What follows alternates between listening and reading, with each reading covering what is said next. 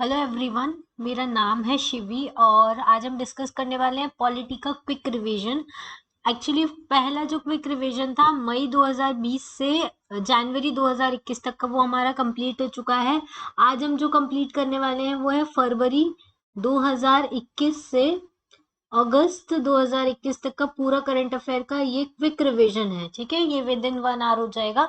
इसके detail video भी मैंने ऑलरेडी अपलोड कर दिए हैं। प्लेलिस्ट बना हुआ है विजन IAS PT 365 के नाम से, आप वहां जाकर देख सकते हैं। ठीक है, और इसके अलावा आपको कोई और अपडेट चाहिए हो तो उसके लिए आप मुझे इंस्टाग्राम पर फॉलो कर सकते हैं। मेरा इंस्टाग्राम आईडी है शिवी सिंघल। ठीक है, उस पर आप जा सकते हैं और चैनल है शिवी सिंघल के ही नाम से, उसमें प्लेलिस्ट बना हुआ है, उसमें आप फॉलो कर सकते हैं। अगर आपको पॉलिटी एम लक्ष्मीकांत का क्विक रिवीजन करना है या डिटेल में, तो उसका भी प्लेलिस्ट बना हुआ है, वो भी आप जाकर क्या कर सकते हैं, गो थ्रू कर सकते हैं या वीडियोस देख सकते हैं, उससे आपको काफी क्लियरिटी आएगा। तो पहला जो हमारा न्यूज था, सिस्टम ऑफ जजेस अपॉइंटमेंट इन इंडिया, ये क्यों न्यूज में रहा था? क्योंकि 55 रिकमेंडेशन दिया था कोलिजियम ने वेरियस हाईकोर्ट के जजेस के लिए। अभी कॉन्स्टिट्यूशन में क्या मैंडेट है? आर्टिकल 124 के अकॉर्डिंग प्रेसिडेंट जो होता है वो सुप्रीम कोर्ट के जजेस को अपॉइंट कर सकता है चीफ जस्टिस ऑफ इंडिया के साथ कंसल्ट करने के बाद। और आर्टिकल 217 में दिया हुआ है कि हाई कोर्ट जजेस का अपॉइंटमेंट प्रेसिडेंट कर सकता है CJI, गवर्नर और chief justice of the high court के कंसल्ट करने के बाद। ठीक है, कोलिजियम सिस्टम में क्या होता है, एक कमेटी होती है जिसमें चीफ जस्टिस ऑफ इंडिया होते हैं और 4 सीनियर मोस्ट जजेस होते हैं। ठीक है, इसके बाद हमने 3 जजेस केस देखा था जिसमें कोलिजियम सिस्टम निकल कर आया था। क्लियर है। नेक्स्ट टॉपिक देखा था सेडिशन लॉ इन इंडिया के बारे में। तो इसमें एक सुप्रीम कोर्ट ने एक प्ली को रिजेक्ट किया है जिसमें उन्होंने बोला था कि कॉन्स्टिट्यूशनल वैलिडिटी री एग्जामिन करो सेक्शन 124A ऑफ IPC। अब ये जो सेक्शन 124 ऑफ ए है IPC का, ये सेडिशन एक्ट से डील करता है। सेडिशन एक्ट क्या बोलता है?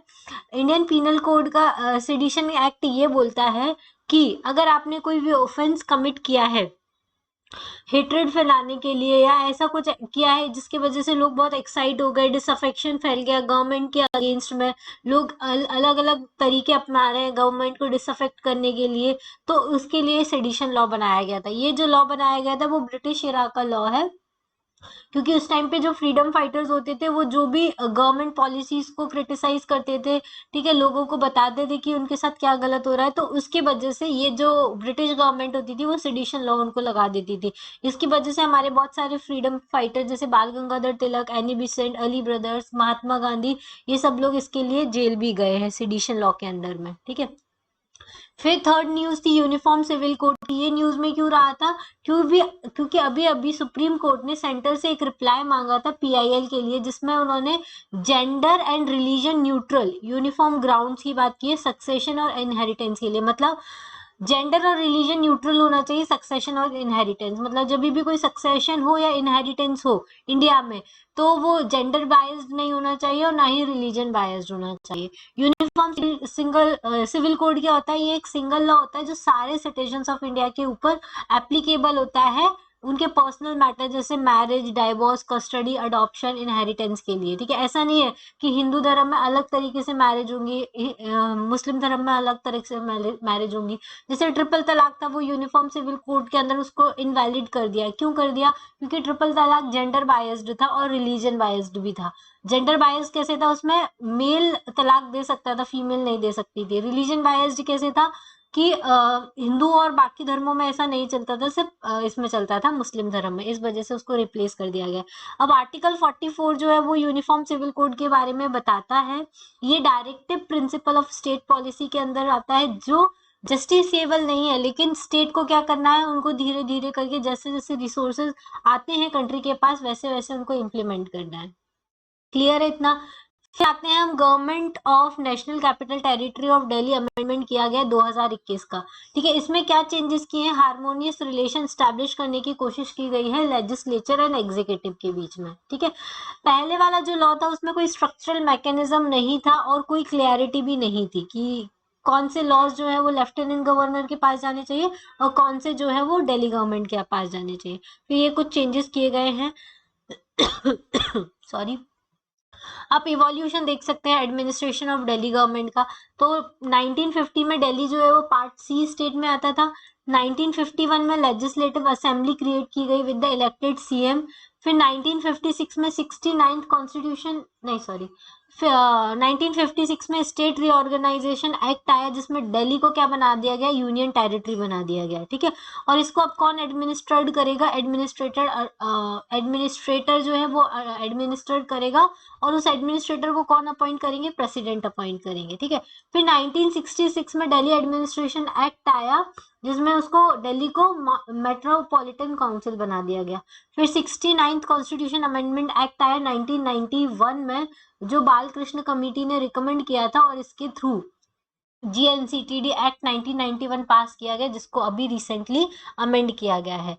अब रजिस्टर्ड अनरिकॉग्नाइज पार्टी के लिए एक रिपोर्ट रिलीज की थी, association for democratic reforms NGO थी। उन्होंने बहुत सारी फाइंडिंग्स देखी है रजिस्टर्ड अनरिकॉग्नाइज पॉलिटिकल पार्टीज के ऊपर। तो ये होती क्या है इसके बारे में हमने देखा था। रजिस्टर्ड अनरिकॉग्नाइज पार्टी मतलब ऐसी न्यूली रजिस्टर्ड पार्टी जिन्होंने या तो कोई इलेक्शन लड़ा नहीं है या वो कोई इलेक्शन में अभी कंटेस्ट करने वाले हैं, ठीक है। और इनको थोड़ी कम पावर्स होती है as compare to recognised political party. जैसे कि इलेक्शन सिंबल्स का जो अलॉटमेंट होता है वो पहले रजिस्टर्ड रिकॉग्नाइज्ड पार्टी को होता है, अनरिकॉग्नाइज्ड पार्टीज को नहीं होता है, ठीक है। एक ही प्रपोजर चाहिए होता है रिकॉग्नाइज्ड पार्टी को, इसके लिए मल्टीपल चाहिए होते हैं। इसमें electoral rules free of cost नहीं मिलते हैं अनरिकॉग्नाइज पार्टीज को, ठीक है। और जो स्टार कैंपेनर्स की संख्या होती है वो भी कम होती है, 20 स्टार कैंपेनर्स ही मिलते हैं रजिस्टर्ड अनरिकॉग्नाइज पार्टीज को। और इनके लिए सब्सिडाइज लैंड भी नहीं होता है पार्टी ऑफिस बनाने के लिए। क्लियर है इतना। फिर है आर्बिट्रेशन कंसीलिएशन अमेंडमेंट एक्ट 2021 का। ये न्यूज में क्यों रहा था, क्योंकि पार्लियामेंट में अभी recently arbitration and conciliation amendment act 2021 पास किया है, ठीक है। अब आर्बिट्रेशन एंड कंसीलिएशन ऑर्डिनेंस पहले 2020 में पास किया था, उसी को वापस चेंज करके उसको एक्ट बना दिया गया है। अब की फीचर्स क्या है इसमें, ऑटोमेटिक स्टे नहीं होगा अवार्ड के ऊपर, ठीक है। जो भी अवार्ड दिया जाएगा आर्बिट्रेशन के थ्रू उस पर ऑटोमेटिक स्टे नहीं लगाया जाएगा। फिर act allowed a party to file an application to set aside an arbitral award. Party एक कंप्लेंट फाइल कर सकती है जिसमें आर्बिट्रल अवार्ड को साइड रखा जा सकता है, बट ऑटोमेटिक स्टे नहीं दिया जाएगा। क्वालिफिकेशन जो है आर्बिट्रेटर का वो पहले 8 शेड्यूल के अकॉर्डिंग होता था, बट अब क्या कर दिया है, एक आर्बिट्रेशन काउंसिल ऑफ इंडिया बनाई गई है। आर्बिट्रेशन काउंसिल ऑफ इंडिया जो है वो ही क्या करेगी, आर्बिट्रेटर की क्वालिफिकेशन डिसाइड करेगी। ये देखो, आर्बिट्रेशन काउंसिल ऑफ इंडिया, ठीक है। ये किस लिए सेट की गई है, जिससे आर्बिट्रल इंस्टीट्यूशन की ग्रेडिंग की जाए और आर्बिट्रेटर का एक्रीडेशन देखा जाए, मतलब क्वालिफिकेशन देखी जाए। और आर्बिट्रेशन काउंसिल ऑफ इंडिया को हेड कौन करेगा, चेयरपर्सन हेड करेंगे, जो कौन होना चाहिए, सुप्रीम कोर्ट के जज होना चाहिए, या चीफ जस्टिस हो, या जज होना चाहिए हाई कोर्ट के, या कोई एमिनेंट पर्सन होना चाहिए। क्लियर है इतना। एक सेकेंड, ये देखो, ऑल्टरनेट डिस्प्यूट रेजोल्यूशन में आता है आर्बिट्रेशन। इसमें बाइंडिंग अवार्ड दिया जाता है। आर्बिट्रेटर मतलब जो एविडेंस कंसिडर करता है। नेगोशिएशन मतलब वॉलंटरी एग्रीमेंट होता है जो सोल्यूशन लेकर आता है। कंसिलिएशन मतलब नॉन बाइंडिंग रिकमेंडेशन होता है, सिर्फ लॉ को एक्सप्लेन करता है। मीडिएशन मतलब नेगोशिएशन को फैसिलिटेट करता है, दो लोगों के बीच में वॉलंटरी एग्रीमेंट कराता है, उसको हम क्या बोलते हैं, मीडिएशन बोलते हैं। चलिए नेक्स्ट अब हम देखेंगे इंफॉर्मेशन टेक्नोलॉजी एक्ट के नए रूल्स आए 2021 के। इसमें क्या है, गवर्नमेंट ऑफ इंडिया ने रिसेंटली नोटिफाइड किया है information technology guidelines and digital media ethics rule. अभी ये पार्ट 1 में, पार्ट 2 और पार्ट 3 पार्ट्स आए हैं। पार्ट 1 जो है वो इंपॉर्टेंट डेफिनेशंस के बारे में बताता है। पार्ट 2 जो है सोशल मीडिया इंटरमीडियरीज के बारे में बताता है। इनको कौन एडमिनिस्टर करता है, तो ministry of electronics and information technology. फिर पार्ट 3 में क्या होता है, कोड्स बताते हैं ethics and procedure of the safeguard in relation to the digital media and OTT platforms over the top platforms, ठीक है। Administered by the ministry of information and broadcasting. ये जो ओटीटी प्लेटफॉर्म्स होते हैं ना, या फिर ऑनलाइन डिजिटल मीडिया होती है, उसको कौन एडमिनिस्ट्रेट करता है, तो ministry of information and broadcasting करती है।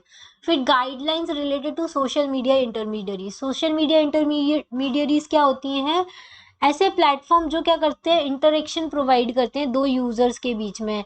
अपलोड करना, शेयर करना, मॉडिफाई करना, इंफॉर्मेशन को एक्सेस कराना, ये सारी चीजें। अब इसमें क्या किया है, एक तो ग्रीवेंस रिड्रेसल मैकेनिज्म बनाया है जिसमें क्या होता है, कंप्लेंट फाइल कर सकते हैं with in 24 hours and resolve करना होता है with in 50 days from its receive. ठीक है। दो कैटेगरीज हैं सोशल मीडिया इंटरमीडियरीज की, एक तो सोशल मीडिया इंटरमीडियरीज और एक होते हैं सिग्निफिकेंट सोशल मीडिया इंटरमीडियरीज। ठीक है। सिग्निफिकेंट सोशल मीडिया इंटरमीडियरीज के लिए आपको कुछ एक क्या चाहिए होता है, encourage innovation and enable growth of new social media intermediaries के लिए होता है ये। चीफ कंप्लाइंट ऑफिसर रखना पड़ता है, नोडल कॉन्टेक्ट पर्सन रखना पड़ता है, रेसिडेंट ग्रीवेंस ऑफिसर रखना पड़ता है। Publishing a monthly compliance report होनी चाहिए। Identification of the first originator of the information, कहाँ से इंफॉर्मेशन ओरिजिन हुई है उसका आइडेंटिफिकेशन होना चाहिए। इन केस ऑफ कोई इन्वेस्टिगेशन करना हो, प्रोसिक्यूशन हो करना हो या पनिशमेंट देना हो उस केस में। ठीक है। फिजिकल कॉन्टेक्ट एड्रेस होना चाहिए इंडिया में और टेक्नोलॉजिकल बेस्ड मेजर्स होने चाहिए। ये हमने देखा था। उसके बाद guidelines related to digital media and OTT platform, IT act है, इंफॉर्मेशन टेक्नोलॉजी एक्ट, उसके सेक्शन 87 के अकॉर्डिंग जो है ओटीटी प्लेटफॉर्म्स के लिए कुछ गाइडलाइंस इशू की गई हैं। इसमें 5 एज बेस्ड कैटेगरी बनाई गई है, 7+, 13+, 16+ एडल्ट। ठीक है। प्लेटफॉर्म्स को क्या करना है, पेरेंटल लॉक लगाना है, प्लेटफॉर्म प्रोमिनेंटली डिस्प्ले करना चाहिए रेटिंग्स को कि कैसी है, ऑनलाइन क्यूरेटिव कंटेंट जो है पर्सन विद, ये सब जनरल प्रिंसिपल ओटीटीज के क्या होने चाहिए, इंडिया की multi racial multi religious context को हार्म नहीं पहुंचना चाहिए और ना ही सोवरेनिटी और इंटीग्रिटी जो है इंडिया की वो हार्म होना चाहिए, ऐसा कोई कंटेंट डिस्प्ले नहीं करना है। ठीक है। 3 लेवल ग्रीवेंस रिड्रेसल मैकेनिज्म बनाया है। देखो 3 लेवल ग्रीवेंस रिड्रेसल मैकेनिज्म मतलब लेवल 1 में जो है वो पहला जो ग्रीवेंस रिड्रेसल करेगा वो कौन करेगा, पब्लिशर करेगा। पब्लिशर से सॉल्व नहीं होगा तो सेल्फ रेगुलेटिंग बॉडीज होंगी। अगर उनसे भी सॉल्व नहीं होगा तो ministry of information and broadcasting जो सेंट्रल गवर्नमेंट के अंडर में आएगी वो सारा प्रॉब्लम मतलब ग्रीवेंसेस को सॉल्व करेगी। अब देखो नेक्स्ट वाला जो है वो है अनलॉफुल एक्टिविटीज प्रिवेंशन एक्ट। ये न्यूज में क्यों रहा था, क्योंकि मिनिस्ट्री ऑफ होम अफेयर्स ने देखा कि 72% केसेस राइज हुए हैं अनलॉफुल एक्टिविटी प्रिवेंशन एक्ट के अंदर 2019 के कंपेयर में 2015 में। ठीक है। अदर एंटी टेरर लॉज ये सारे हैं। ठीक है, याद रखिएगा। अनलॉफुल एक्टिविटीज मतलब क्या होता है, ये मोर इफेक्टिव प्रिवेंशन देता है unlawful activities of individual and association के लिए जो टेररिस्ट एक्टिविटीज के साथ डील करती हैं। ठीक है। अनलॉफुल एक्टिविटी का मतलब क्या होता है, अनलॉफुल एक्टिविटी मतलब any action taken by individual और association that leads to the secession of the part of the territory of India, questions the sovereignty of India और disturb the integrity of India. ऐसी कोई भी activity जो किसी individual या किसी association ने की है जिसके वजह से किसी टेरिटरी का पार्ट, इंडिया की किसी टेरिटरी का पार्ट जो है वो सीज हो गया है और इंडिया की सोवरेनिटी और इंटीग्रिटी को उसने हर्ट किया है। ठीक है, तो उसको हम बोलते हैं अनलॉफुल एक्टिविटीज। अब पब्लिक इंटेंट डेटा क्या होता है, रिसेंटली वर्ल्ड बैंक ने वर्ल्ड डेवलपमेंट रिपोर्ट में हाईलाइट किया है concept of public intent data. Public intent data मतलब ये क्या करता है, एक ट्रांसफॉर्मेटिव रोल प्ले करता है पब्लिक सेक्टर में। पब्लिक इंटेंट डेटा कलेक्ट किया जाता है जिससे पब्लिक गुड को सर्व किया जा सके, जैसे design, execution, monitoring, public policies के बारे में। ठीक है। और बहुत सारे गवर्नमेंट फंक्शंस को इम्प्रूव किया जाए सोसाइटल वेलबींग के लिए, तो इस डेटा को हम बोलते हैं पब्लिक इंटेंट डेटा। किस टाइप का हो सकता है, एडमिनिस्ट्रेटिव डेटा हो सकता है जैसे birth related data, marriage, death records. ठीक है। फिर उसके अलावा population, health, education, tax records, ये सारे होते हैं। फिर सेंसस में क्या होता है, systematically enumerated and record information about an entire population of interest. ठीक है। सेंसस डेटा, सैंपल सर्वे, जो सैंपल सर्वे किया जाता है, citizen generated and machine generated data और जियो स्पेशियल डेटा, ये सारे जो डेटा होते हैं वो पब्लिक इंटेंट डेटा होते हैं। फिर overseas citizen of India card, इसमें ओसीआई कार्ड में क्या होता है, सेंटर ने अभी कुछ री इशू करने के लिए कुछ नॉर्म्स को रिलीज ईज किया है, तो ओसीआई कार्ड के लिए overseas citizen of India card. अब पहले क्या होता था, जब भी नया पासपोर्ट इशू किया जाता था 20 ईयर्स ऑफ एज में, तब उसको री इशू करना पड़ता था। फिर 50 ईयर्स की एज कंप्लीट हो जाती थी, उसके बाद आपको रिन्यू कराना पड़ता था। लेकिन अब सिर्फ एक ही बार री इशू कराना पड़ेगा जब आप 20 ईयर्स की एज के हो, उसके अलावा आपको बार बार री इशू कराने की जरूरत नहीं है। ओसीआई कार्ड होल्डर कौन होते हैं? जो भी इंडियन सिटीजन या जिनके ग्रैंड चाइल्ड इंडिया में रहे हो या ओसीआई कार्ड होल्डर हो, लेकिन बस वो कहाँ के सिटीजन नहीं हो, पाकिस्तान, बांग्लादेश और अदर कंट्री जो सेंट्रल गवर्नमेंट नोटिफाइड करती है वहां के ना हो। बेनिफिट्स क्या क्या मिलते हैं इनको?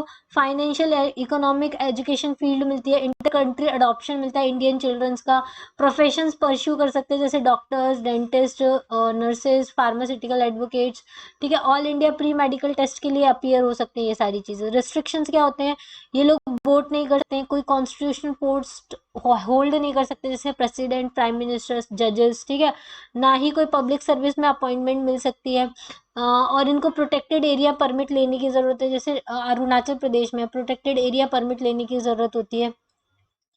कोई मिशन, माउंटेनियरिंग और ये सारी चीजें नहीं कर सकते हैं। ठीक है।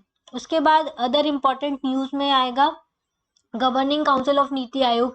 इसमें कौन कौन होते हैं गवर्निंग काउंसिल में? प्राइम मिनिस्टर्स होते हैं, चीफ मिनिस्टर्स होते हैं सारे स्टेट्स के और यूटीज के, जहाँ पे लेजिस्लेचर होता है। लेफ्टिनेंट गवर्नर्स होते हैं सारी यूटीज के और एक्स ऑफिशियो मेंबर्स होते हैं और स्पेशल इनवाइटीज होते हैं, ठीक है, ये याद रखिएगा।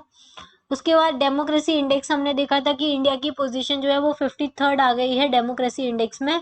उसके अलावा ये क्या करता है कि कैसी डेमोक्रेसी चल रही है कंट्रीज में अलग अलग, 167 कंट्रीज को क्या करता है? रिसर्च करता है। फिर इलेक्शन कमिश्नर्स के बारे में हम देखा कि सुप्रीम कोर्ट ने ऐसा बोला कि कोई भी इंडिपेंडेंट पर्सन अगर उसने ब्यूरोक्रेट्स की तरह नहीं किया है तो उसको स्टेट इलेक्शन कमिश्नर्स बनाया जा सकता है।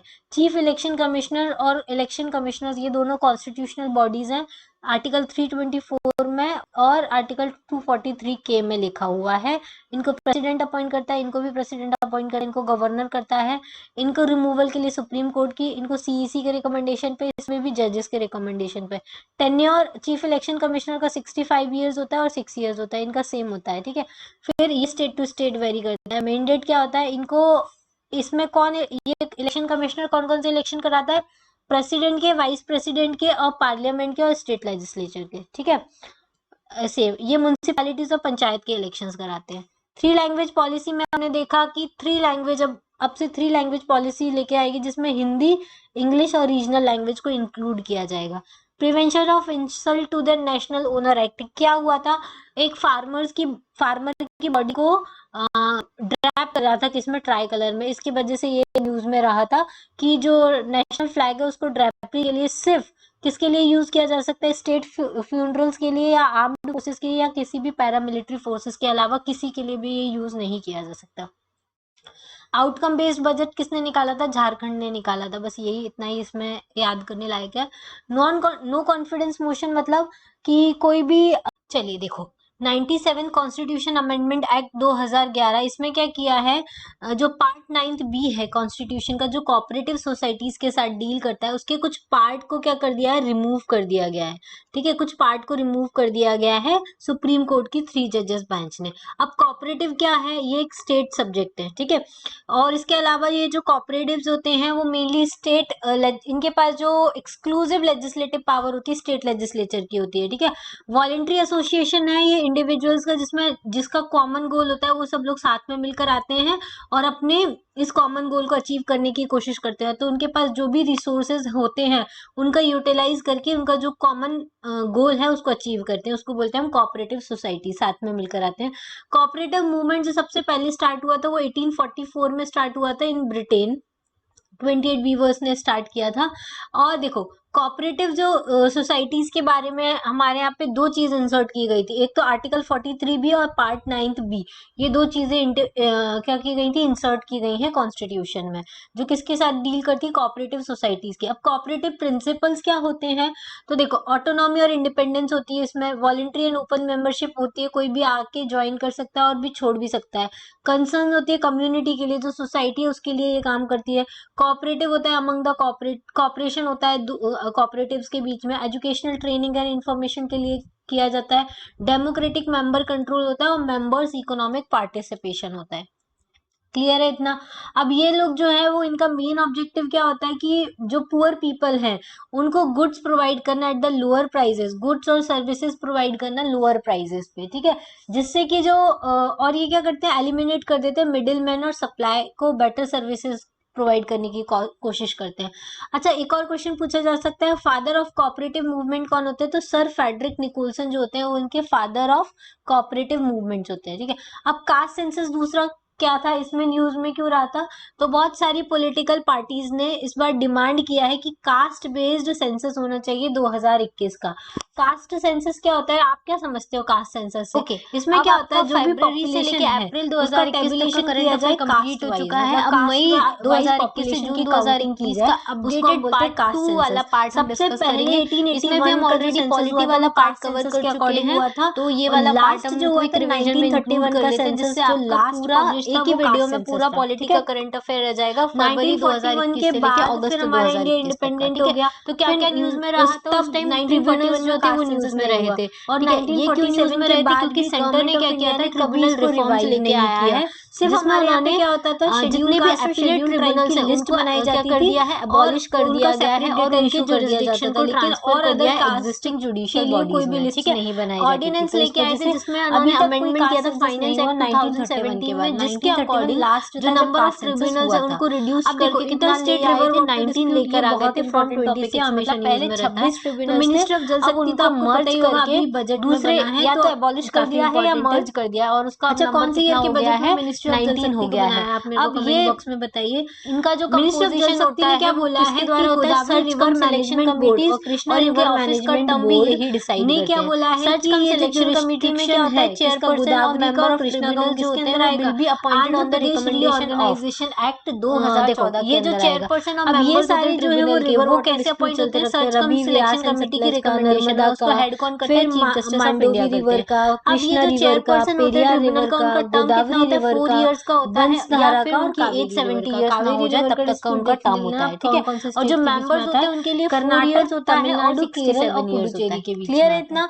और कोई भी पर्सन मतलब मिनिमम एज स्टेट रिवर कितनी है इसमें 50 इयर्स शेड्यूल में आता है, तो नीचे का जो इंसान है उसको वो एलिजिबल नहीं है अपॉइंटमेंट के लिए एज अ चेयरपर्सन, क्लियर है। कॉन्स्टिट्यूशनल बेसिस भी है ट्रिब्यूनल्स का, आर्टिकल 323 वाटर आर्टिकल 323 और जो यूनियन गवर्नमेंट होता है वो क्या करता है? रेगुलेशन करता है, डेवलपमेंट करता है इनके लिए, बी में अदर रिवर वैलीज का। ये जो ये है ये आर्टिकल 262 जो है वो क्या करता है? एजुकेशन प्रोवाइड करता है, डिस्प्यूट और कंप्लेंट से ट्रिब्यूनल्स का कांसेप्ट कहां से आया था? तो स्वर्ण सिंह कमेटी से आया था। इंटरस्टेट रिवर्स जो है बॉडी होती है, क्वासी जुडिशियल बॉडी होती है, ना ही वो ना ही करता है उसको, neither judiciary nor executive body उसको सॉल्व करता है। आर्टिकल फिर नेक्स्ट टॉपिक है राइट टू बी फॉरगॉटन, मतलब इंटरस्टेट रिवर कोर्ट ने अभी राइट टू बी करने के लिए ट्रिब्यूनल्स बनाया किया है इंडिविजुअल के लिए। राइट टू बी फॉरगॉटन मतलब क्या है कि ये पर्सनल इंफॉर्मेशन रिमूव कर सकता है, कोई भी अदर राइट के थ्रू जो है वो किसी भी इंसान उसकी पर्सनल कोई भी जुरिसडिक्शन नहीं दे सकता, रिमूव कर सकते हैं पब्लिकली अवेलेबल सोर्सेज में, जैसे कि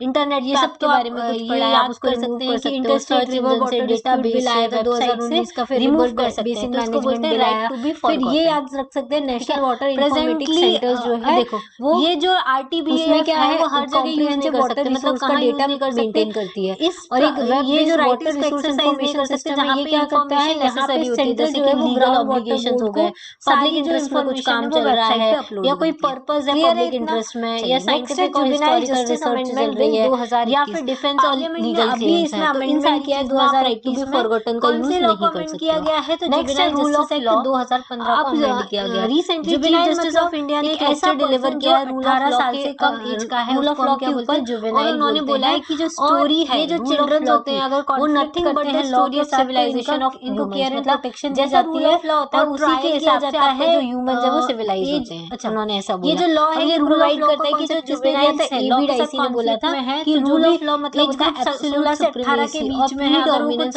रेगुलर लॉ हार्मफुल क्राइम करते हैं तो उनको एज मतलब रूल ऑफ लॉ का रूल चल रहा है, ठीक है। जैसे हमारे यहाँ पे कॉन्स्टिट्यूशन नेक्स्ट वो सुप्रीम है तो उसका ही लॉ हमारे यहाँ पे चल रहा है, किसी पहले भी पावर का नहीं चलता, आर्बिट्री पावर जो ऑर्डर इशू करता था थर्ड ऑप्शन का। अब डिस्ट्रिक्ट मैजिस्ट्रेट और एडिशनल डिस्ट्रिक्ट मैजिस्ट्रेट भी आर्बिट्री पावर का रूल चल रहा है हमारे यहाँ। नेक्स्ट हमने देखा था कि इसमें कोई अपील नहीं कर सकते थे पहले, कोई अपील नहीं की जा सकती थी, जो भी ऑर्डर क्या है चाइल्ड वेलफेयर कमेटी ने दे दिया है उसको मानना पड़ता था। ये जो लॉ होता है वो कैसे क्या चाहिए, क्लियर और एक्सेसिबल होना चाहिए, सबके लिए क्लियर होना चाहिए, सबके लिए एक्सेसिबल होना चाहिए, 30 days, सिंपल और अनएम्बिगुअस लैंग्वेज में होना चाहिए, इक्वालिटी बिफोर द लॉ होना चाहिए, सीरियस ऑफेंसेस को भी कुछ मॉडिफाई किया है। पहले जस्टिस को और जेंडर इक्वालिटी होना चाहिए, सीरियस ऑफेंस को participate in the creation and the refinement of the law. 7 साल से ज्यादा की जो भी क्रिएशन होता है या रिफाइनमेंट मतलब अमेंडमेंट होते हैं लॉ में, उसमें 3 to 7 years की पनिशमेंट हमारी इंडिया में कैसे होता है, इलेक्शंस होते हैं, इलेक्शंस के थ्रू लेजिस्लेटर चुन के आता है और लेजिस्लेटर क्या करते हैं, रीडिफाइन किया है सीरियस ऑफेंस को और वो लेजिस्लेटर को मिनिमम इम्प्रिजनमेंट इंक्लूड किया 3 to 7 years और इंडिपेंडेंट जुडिशियरी होनी चाहिए कि हमारे यहाँ पे है इंडिपेंडेंट जुडिशियरी, उसके ऊपर कोई भी लेजिस्लेचर का प्रेशर नहीं होना चाहिए।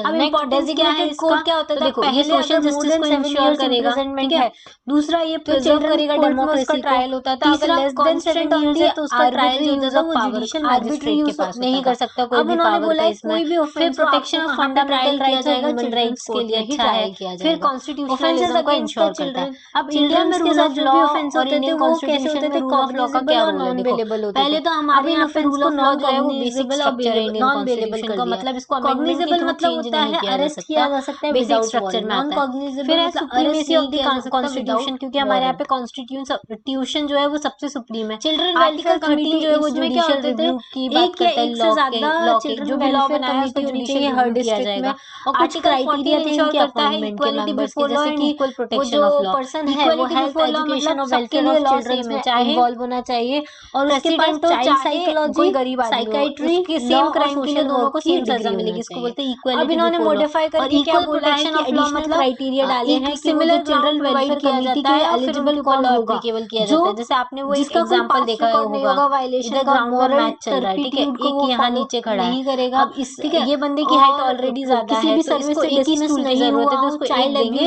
और ये जो बंदा है चाइल्ड लेबर और इमोरल एक्टिविटी जरूरत है तो इसको 2-3 स्टूल दे देंगे, जिससे कि ये यहाँ पे देख सके। इंस्टीट्यूशन का मैनेजमेंट नहीं देखता, ठीक है, मतलब दोनों को लेवल इक्वल करना है, इसलिए हमारे रिजर्वेशन दिया जाता है। फिर आर्टिकल 21 जो है वो check against arbitrary executive action, जो भी दिल्ली हाई कोर्ट ने एक प्ली डाली है जिसमें उन्होंने बोला है कि online gambling legislature executive and judiciary का और इंडिपेंडेंट गैम्बलिंग और लॉटरी, ये दो चीजें होती हैं। फिर आता है सिटीजन चार्टर, गैम्बलिंग जो स्टेट सब्जेक्ट्स में आता है, क्योंकि गैम्बलिंग मिनिस्ट्री ऑफ पंचायत में आता है, national institute of rural development के साथ आपको कोलैबोरेशन करके आपने कोई ऐसी वैल्यूएबल चीज मॉडल पंचायत सिटीजन चार्टर पे लगाया है, रिलीज किया है, ठीक है। रिस्क फैक्टर इसमें क्या होता है, पंचायत अगर आप जीत जाते हैं तो आपको गेन होगा, अगर आप हार जाते हैं तो ये क्या करती है, बेसिक जो सर्विसेज होती हैं उनको डिलीवर करने का काम करती है अंडर आर्टिकल 243 लॉटरी रेगुलेशन। तो जो बेसिक ऑब्जेक्टिव होता है ग्राम पंचायत जो है वो इंडिया में लीगल क्या होता है, बहुत सारी स्टेट्स जो है सर्विसेज को लीगलाइज किया जाए विदाउट एनी प्रेजुडिस,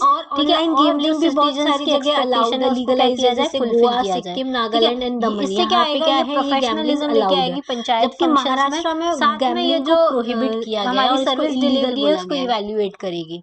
क्लियर है, गैम्बलिंग भी अलाउड। इसकी वजह से क्या होगा, सिटीजन चार्टर की वजह से, ठीक है, जो सिटीजंस हैं उनकी अवेयरनेस बढ़ेगी कि उनके क्या-क्या राइट्स हैं उसको लेकर, ठीक है, ये भी लीगलाइज है। पंचायत को क्या बनाएगी, रिस्पांसिबल बनाएगी, कि अकाउंटेबल बनाएगी, कोई इलीगल माना जाता है, ये काम करना है। ऑल इंडिया गेमिंग फेडरेशन, इसकी वजह से क्या आएगी, ट्रांसपेरेंसी आएगी, ठीक है, और इन्होंने सेल्फ रेगुलेटरी जो है वो लोकल सेल्फ गवर्नमेंट में इंक्रीज होगी। जो सिटीजन चार्टर सबसे पहले कहाँ पे आर्टिकुलेट किया गया था, तो यूनाइटेड किंगडम में इसको अलाउड है, और सिक्किम एंड नागालैंड में चार्टर का क्या सिग्निफिकेंट है, तो देखो ये एक अदर इंपॉर्टेंट न्यूज के बारे में सिग्निफिकेंस है। ये अभी क्या हुआ है, गुड गवर्नेंस में गुड गवर्नेंस आएगी, ट्रांसपेरेंसी बढ़ेगी, अकाउंटेबिलिटी बढ़ेगी और रिस्पांसिबल बढ़ेगा।